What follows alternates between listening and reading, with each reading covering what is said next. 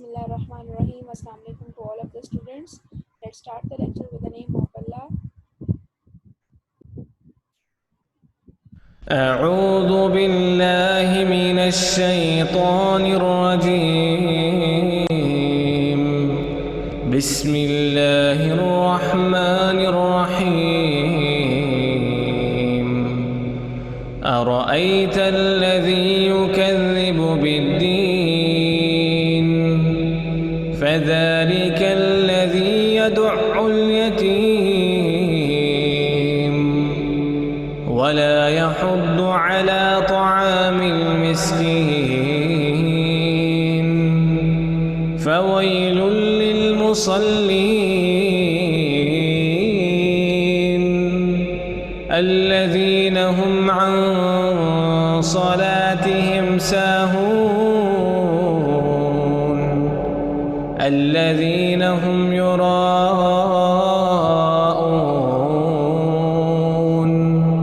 ويمنعون الماعون. क्या तुमने उस शख्स को देखा जो रोजे जजा को झुटलाता है? ये वही बदबख्त है जो यतीम को धक्के देता है और नादार को खाना खिलाने के लिए लोगों को तरगीब नहीं देता. तो ऐसे नमाजियों की खराबी है जो अपनी नमाज की तरफ से गाफिल रहते हैं, जो रियाकारी करते हैं और जो बरतने की चीजें मांगने पर नहीं देते.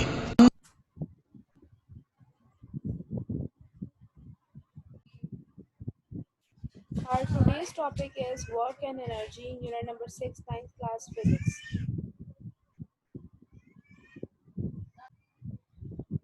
Okay, student, before starting the topic work and energy, I will show you a video. You can view it and so that you can better understand the concept of work, energy and force.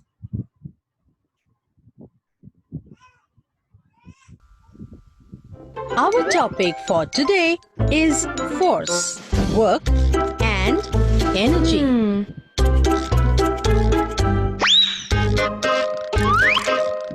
Force is the push or pull applied on an object.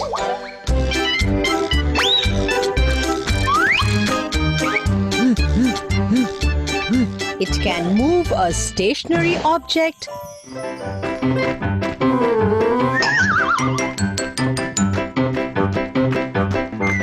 or stop a moving object.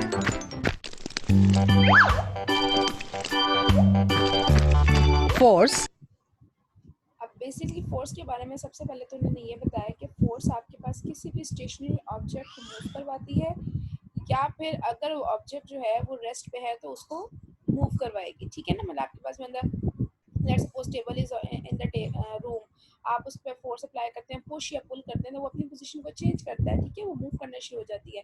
या फिर अगर ball role कर रही है, आप उस पर force apply करते हैं, इट विल स्टॉप. ठीक है, किसी भी ऑब्जेक्ट को मूव करवाने के लिए या स्टॉप करवाने के लिए जिस एजेंसी की जिस कंपोनेंट की जरूरत होती है, that is the force. can also change the speed and direction of a moving object.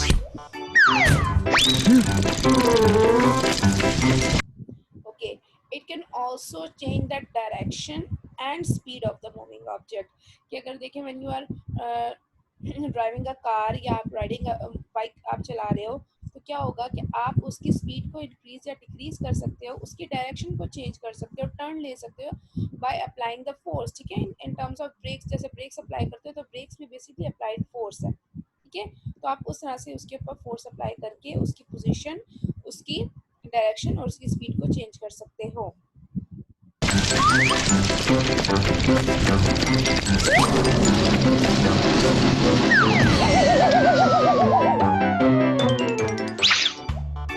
If enough force is applied, it can also change the shape or size of an object. अब देखिए, अगर आप किसी भी body के ऊपर force apply करते हो तो फोर्स अप्लाई करने की वजह से बॉडी की शेप या साइज भी चेंज हो सकता है. Let's you have seen in the figure in the video कि आपको नजर आ रहा है कि पहले उसकी शेप क्या थी और जब से ही उसके ऊपर एक हैवी स्टोन उसके ऊपर फॉल किया तो उसने ज़ाहिर एक फोर्स अप्लाई हुई ना उसके ऊपर, तो उसने उसकी शेप चेंज कर दी. सेम अगर आपके पास let's suppose you have an apple and you will cut example with the help of a knife, आपने नाइफ की मदद से अगर उसको कट करते हो तो बेसिकली आप फोर्स अप्लाई कर रहे हैं, तो फोर्स अप्लाई करने की वजह से आप उसकी शेप चेंज कर दी है ना आपने। इसी तरह से बैलून है, बैलून को आप ब्लो करते हो तो ब्लो करने से बेसिकली आप उसके ऊपर एक फोर्स लगा रहे हो तो वो अपनी शेप चेंज कर देता है। तो shape and size of the body जो है वो भी चेंज होता है with the help of a force.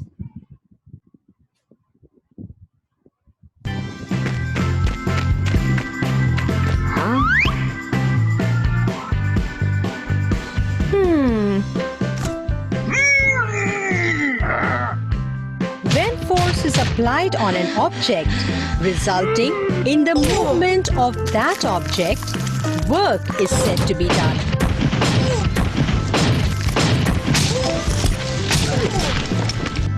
Work can be calculated using the formula work done is equal to force into distance.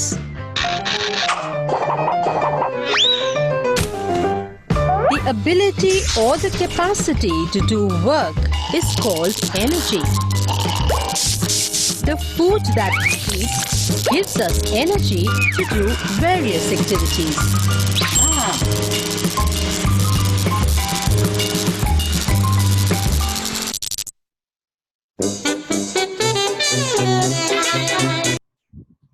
Ji students, अभी आपने वीडियो देखी और उसमें आपने देखा कि आपको बता रहे थे कि वर्क डन बेसिकली क्या होता है। अब उन्होंने बताया फोर्स के बारे में, पहले तो बताया कि फोर्स क्या होती है, ठीक है। उसके बारे में बाद में बताया कि आपके पास बेसिकली जो फोर्स आपके पास होती है, जो फोर्स अप्लाई करने से अगर बॉडी कोई ना कोई डिस्टेंस कवर कर रही है, डिस्प्लेसमेंट कवर कर रही है, तो वो हम कहलाते हैं, that is known as the work done in terms of physics, ठीक है।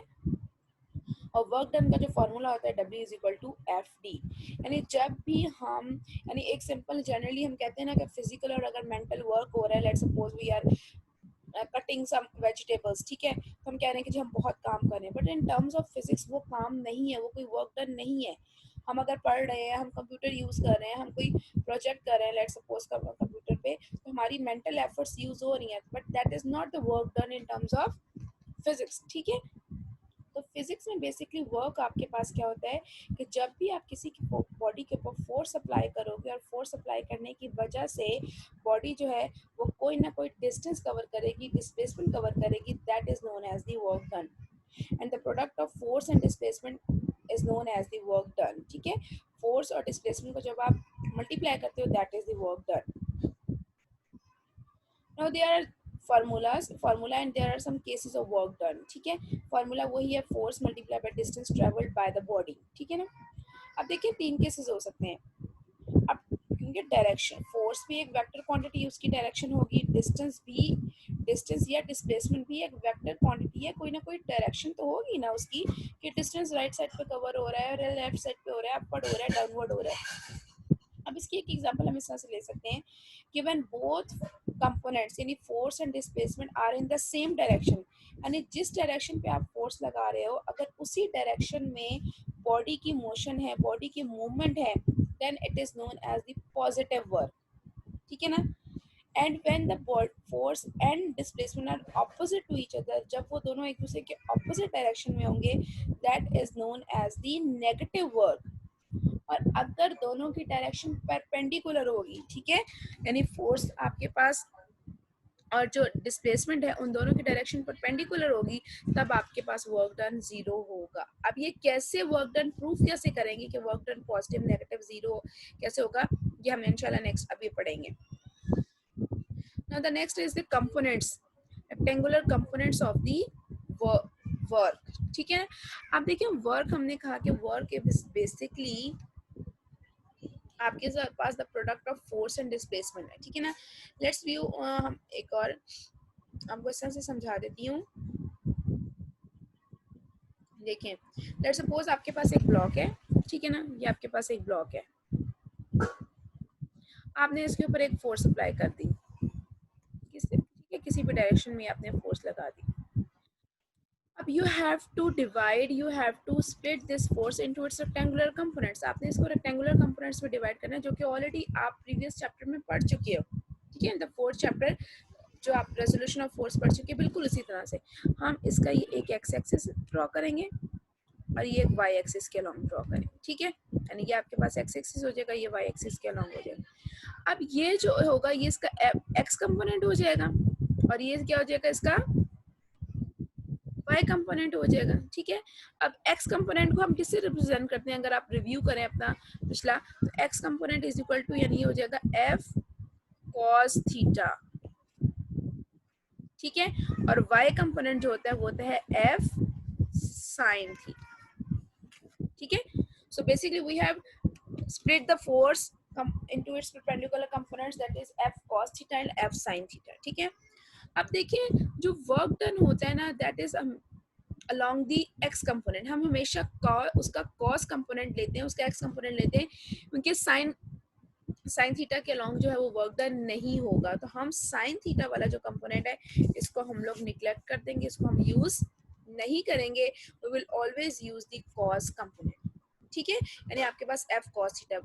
तो अगर हम इसका नेक्स्ट देखिए अकॉर्डिंग टू फार्मूला आपके पास क्या होता है, W is equal to f dot d, यानी f मल्टीप्लाई बाय d कर लें, ठीक है ना। अब हमने कहा, अभी मैंने आपसे कहा कि हमने कौन सा कंपोनेंट उसका यूज किया है f का, यानी f cos theta, f cos theta, ठीक है, हमने उसका कौन सा कंपोनेंट यूज कर लिया, f cos theta multiply by D हो जाएगा, ठीक है। अब आप जब इसको अरेंज करोगे तो ये बन जाएगा एफ डी कॉस थीटा, तो ये इसका फॉर्मूला बन सकता है इन टर्म्स ऑफ एंगल, यानी अगर आपको सिंपल फोर्स और डिस्प्लेसमेंट गिवन है, यानी बॉडी की फोर्स और डिस्प्लेसमेंट अगर आपको गिवन है तो आप सिंपल आपके पास क्या कर सकते हो, आप यूज कर सकते हो, यानी सिंपल एफ डी कर सकते हो। लेकिन अगर आपको गिवन है कि आपके पास आपने वो यूज करना है, यानी अगर आपको एंगल भी साथ गिवन है तो उसके लिए आप कर सकते हो कि आपने F D cos theta use करना है, ठीक है। Let's move towards the slide, look at this, ठीक है, यानी अब आपके पास यहाँ पे जो फॉर्मूला क्या दिया, एफ डी कॉस थीटा, वही जो अभी मैंने आपको प्रूफ करवाया, ठीक है, एफ डी कॉस थीटा, और यहाँ पे एंगल। अब बेसिकली यहाँ पे ये एंगल डिफाइन करेगा कि वर्क डन पॉजिटिव है, नेगेटिव है, जीरो है, या आपके पास जो भी उसकी वैल्यू आ रही है, ठीक है ना। अब देखिए यहाँ पे फोर्स और डी है, डिस्प्लेसमेंट है, डिस्टेंस है, फोर्स भी कभी नेगेटिव नहीं हो सकती, डिस्टेंस भी कभी नेगेटिव नहीं हो सकता, तो इट मींस कि जो आपके पास थीटा पे सारी की सारी वैल्यू डिपेंड करती है कि एंगल किस एंगल के लिहाज से वर्क डन पॉजिटिव होता है, कब नेगेटिव होता है, कब वर्क डन जीरो होता है। Let's see another example, now look at this, F D cos theta, ठीक है ना, एफ डी कॉस थीटा भी हमने पढ़ा, positive negative of zero work done होता है। अगर दोनों, अभी पहले मैंने आपको यही बताना कि when force and displacement are parallel to each other, जब दोनों सेम डायरेक्शन में है, यानी आप टेबल पे फोर्स लगा रहे हो इन दी फॉरवर्ड डायरेक्शन, तो टेबल मूव भी करेगा to in the forward direction, तो इट मींस कि ये आपके पास इनके दरमियान जो एंगल बनेगा, ये भी ऑलरेडी हम फोर्थ चैप्टर में पढ़ चुके हैं ना, पैरेलल अनलाइक पैरेलल फोर्सेस, कि अगर पैरेलल फोर्सेस जा रही हैं तो उनके दरमियान एंगल जो होगा वो जीरो होगा, ठीक है, उनके दरमियान एंगल जीरो होगा, तो angle will be zero, so when we put the value of 0 degree here, the answer is 0, ठीक है। एंटी पैरेलल फोर्स और डिस्प्लेसमेंट अगर आपस में ऑपोजिट डायरेक्शन में है, ठीक है, यानी ये बेसिकली उस वक्त यूज होता है जब हमने बॉडी की मोशन को डिक्रीज करना है, जैसे let's suppose when you apply the brake, जब आप ब्रेक अप्लाई करते हो तो ब्रेक अप्लाई करते वक्त बॉडी तो आगे की तरफ मूव कर रही होती है, लेकिन उसकी जो वेलोसिटी होती है, ठीक है, बॉडी थोड़ी सा, तो वो बेसिकली फोर्स जो उसके ऊपर लग रही होती है वो बैकवर्ड डायरेक्शन में लग रही होती है, लेकिन बॉडी कुछ थोड़ा सा डिस्टेंस फॉरवर्ड की तरफ मूव करती है, तो बेसिकली यहाँ पे आपके पास क्या है, 180 डिग्री का एंगल बन रहा होता है, when we put the value of 180 degree here in theta, it will be negative work, ठीक है। अभी मैं आपको ये बताती हूँ कैसे आएगा। And when the force and displacement are perpendicular to each other, यानी आप, अब इसकी एग्जांपल क्या हो सकती है ये भी मैं आप लोगों को अभी बताती हूँ, लेट्स सी। अच्छा, हमारे पास जो फर्स्ट केस था कि आपके पास both are parallel to each other, ठीक है, इसकी एग्जांपल हम इस तरह से ले सकते हैं, लेट्स सी आपके पास ये एक बॉक्स है, ठीक है, आप इसके ऊपर फोर्स अप्लाई कर रहे हो इस डायरेक्शन में, तो अल्टीमेटली बॉडी की डिस्प्लेसमेंट भी इसी डायरेक्शन में होगी, तो यहाँ पे जो एंगल बनेगा वो 0 डिग्री होगा। ठीक है, आपके पास अब हम इसमें फॉर्मूला में वैल्यू पुट करते हैं एफ डी कॉस थीटा। ठीक है, एफ डी यानी फोर्स और डिस्प्लेसमेंट की वैल्यू कोई भी हो सकती है, वो तो आपको गिवन होगी। ठीक है, थीटा की जगह आपने वैल्यू पुट कर दी 0, यानी थीटा मीन एंगल। अब cos 0 when you put this values on the calculator, cos 0 is always equal to 1। ठीक है, cos 0 is always equal to 1, तो आपके पास ये देंगे cos 0 1 हो जाएगा, and F D multiply by 1 is F D. अब देखिए एफ डी और ये दोनों पॉजिटिव वैल्यूज हैं, एफ और डी को मल्टीप्लाई करेंगे तो आपके पास it is always greater than 0, यानी आपके पास एक पॉजिटिव वैल्यू आएगी। ठीक है, तो यहाँ से ये प्रूव हो गया कि वर्क डन पॉजिटिव होता है। ठीक है, ये आपके पास हो गया फर्स्ट केस। सेकंड आपके पास था व्हेन बोथ आर, यानी अगर एक फॉर एग्जांपल बॉल जो है वो मूव कर रही है इन द फॉरवर्ड डायरेक्शन में, यानी उसकी डिस्प्लेसमेंट ये है, अब उसके ऊपर अब एक फोर्स अप्लाई करते हो, रेजिस्टेंस फोर्स, जो कि आपके पास बैकवर्ड डायरेक्शन में होगी आपको स्टॉप करवाने के लिए। अब यहाँ पे दोनों की डायरेक्शन ऑपोजिट है, तो यहाँ पे जब ऑपोजिट होता है तो एंगल आपके पास बन रहा होता है 180 डिग्री। ठीक है, 180 डिग्री एंगल बन रहा होता है। Let's put the value of 80 degree cos theta F D cos 180 degree, और cos 180 आपके पास -1 के इक्वल होता है। ठीक है, और F D -1 is equal to minus F D. ठीक है, और minus F D greater less than 0 है, यानी आपके पास ये एक नेगेटिव वैल्यू आ गई है, तो it means the work done is negative, right. Now the next one, कि जब दोनों फोर्सेस एक दूसरे के परपेंडिकुलर हैं, आप इसमें यूं कर सकते हो, let you have a you are holding a bucket. ठीक है ना, आपने एक बकेट उठाई हुई है, ठीक है, अब बकेट को जब आपने उठाया हुआ है तो आप उसके ऊपर फोर्स लगा रहे हो इन दी अपर डायरेक्शन। ठीक है, ऐसे ही है। अब आप मूव कर रहे हो इन दी फॉरवर्ड डायरेक्शन, तो बेसिकली वो बकेट मूव कर रही है इन दी फॉरवर्ड डायरेक्शन, यानी डिस्प्लेसमेंट की डायरेक्शन ये हो गई है। अब यहाँ पे देखिए ये दोनों एक दूसरे के परपेंडिकुलर हैं, यहाँ पे एंगल बन रहा है 90 डिग्री का। ठीक है, अब जब 90 डिग्री यहाँ पे बनेगा, अब आपके पास, क्योंकि देखो आपने होल्ड किया हुआ है ना बकेट को, किसी भी बाल्टी को, किसी भी लेट्स सपोज शॉपिंग बैग को, और आप आगे की तरफ मूव कर रहे हो, तो आपके साथ वो शॉपिंग बैग वो बकेट पे मूव करेगी इन दी फॉरवर्ड डायरेक्शन। ठीक है, इस डायरेक्शन में, लेकिन आप उसके ऊपर फोर्स जो लगा रहे हो with the help of your arm in the upper direction में लगा रहे हो ना, तो आपके पास फोर्स अपर लग रही है, तो ये दोनों 90 डिग्री के होंगे। तो let use a formula F D cos 90 degree cos theta F D cos 90 degree. ठीक है, और cos 90 जो होता है that is equal to 0, and something divided by 0। F और डी को जब आप 0 के साथ मल्टीप्लाई करोगे the answer will be 0, this mean it means no work is done. ठीक है, सो व्यू कि when the angle is of 90 degree no work is done, when the angle is of 180 degree, ठीक है, angle आपके पास कितना था 180 degree, then the work done is negative, and when the angle is of 0 degree, ठीक है, आपके पास angle आपके पास क्या 0 डिग्री है, then the work done is positive. Now look at your books, आपकी बुक्स में भी आपके पास ये देखें टॉपिक, आप page number 120 I think so. ठीक है, ये वर्क डन है, फिजिक्स में वर्क डन की डेफिनेशन लिखी हुई है, the product of force and displacement. Displacement को उन्होंने ऐसे रिप्रेजेंट किया, इट्स ओके, आप ऐसे रिप्रेजेंट करते हो, W is equal to F S. ठीक है, ये आपके पास हो गया वर्क डन।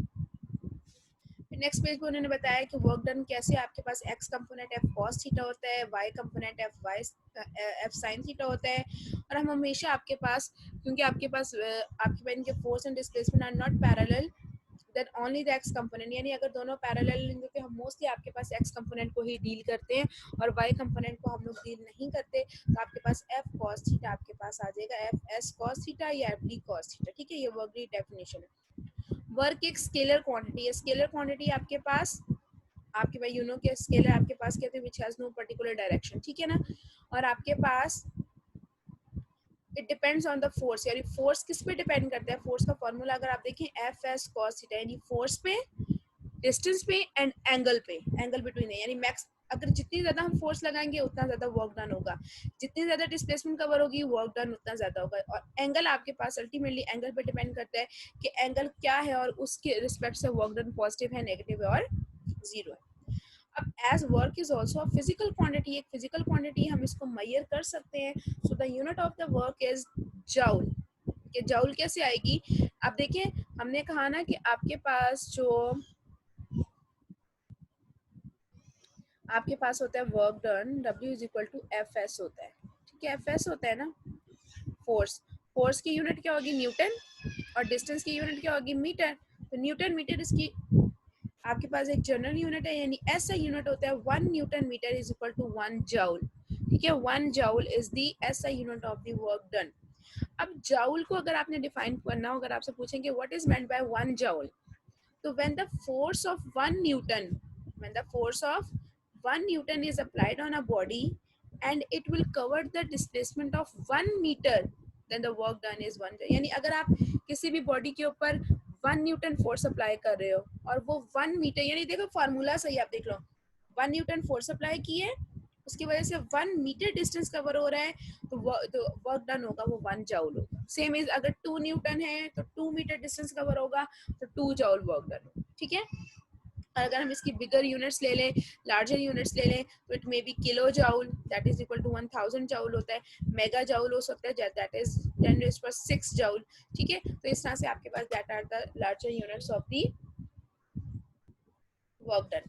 सो ये आपके पास हमारा आज का टॉपिक था, जिसमें हमने वर्क डन के बारे में पढ़ा कि वर्क डन क्या होता है इन terms of physics, work done कब पॉजिटिव होता है, उसके रेक्टेंगुलर कंपोनेंट्स के बारे में पढ़ा, कब नेगेटिव होता है, कब मैक्सिमम मिनिमम क्या हो सकता है। तो ये तमाम चीज़ें और साथ हमने उसकी यूनिट भी डिफाइन की कि what is its unit, right.